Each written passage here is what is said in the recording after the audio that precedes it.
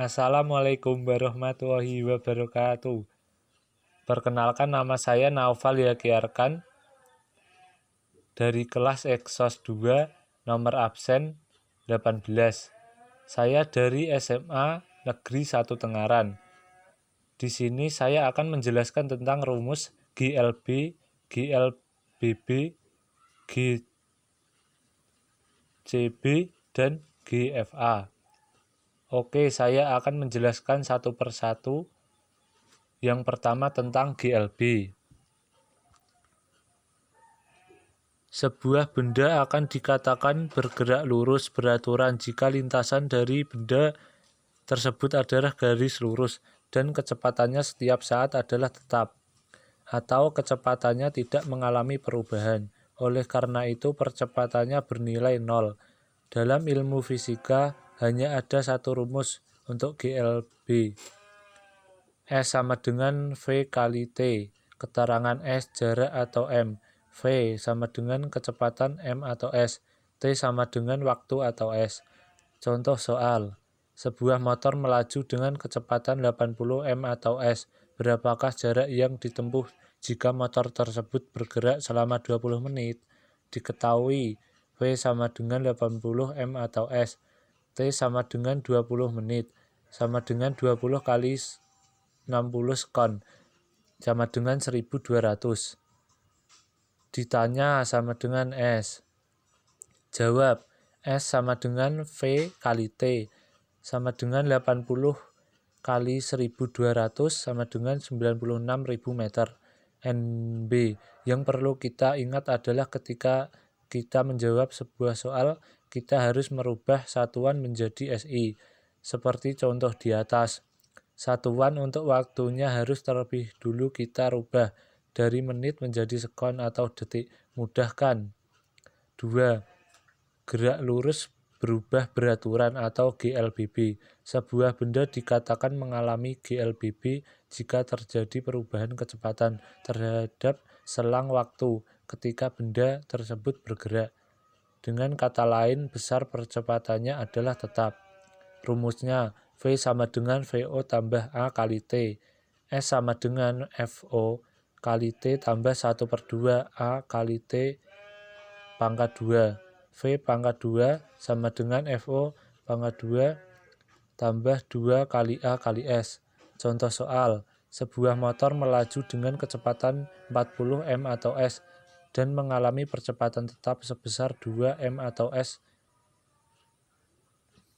pangkat 2. Berapakah kecepatan yang telah dialami motor setelah 20 detik? Diketahui FO sama dengan 40 M atau S. A sama dengan 2 M atau S pangkat 2. S sama dengan 20 S. Ditanya V. Jawab, V sama dengan FO tambah A kali T. Sama dengan 40 tambah 2 kali 20. Sama dengan 40 tambah 40. Sama dengan 80 M atau S. Gerak lurus yang kita pelajari di atas merupakan gerak lurus dengan arah sumbu X atau gerak mendatar. Selain gerak lurus dengan arah mendatar, ada juga gerak lurus yang searah sumbu Y atau gerak vertikal. Contohnya gerak jatuh bebas GJB dan gerak vertikal ke atas GFA. Mari kita baca uraian tentang GJB dan GFA di bawah ini. Gerak jatuh bebas atau GJB. Apabila benda kita lepaskan pada ketinggian tertentu dari tanah, maka benda tersebut akan mengalami gerak jatuh bebas. Contohnya kita menjatuhkan uang logam dari lantai 2 sekolah kita, maka uang logam tersebut akan jatuh ke tanah. Terjadinya gerakan ini dikarenakan adanya pengaruh percepatan gravitasi bumi terhadap benda yang arahnya menuju ke pusat bumi. Rumus GJB hampir sama dengan rumus GLBB, tapi 1. Untuk jarak atau S diganti dengan ketinggian H. 2. Benda tidak mempunyai kecepatan awal karena jatuh bebas. VO bernilai 0. 3. Percepatan benda. A. Sama dengan percepatan gravitasi bumi. G. Sehingga rumus GCB menjadi V sama dengan G kali T. H sama dengan 1/2 G kali T pangkat 2. V pangkat 2 sama dengan 2 kali G kali H. Contoh soal. Sebuah benda jatuh bebas tanpa hambatan dari ketinggian 20 meter. Berapakah kecepatan benda saat tepat sampai di tanah?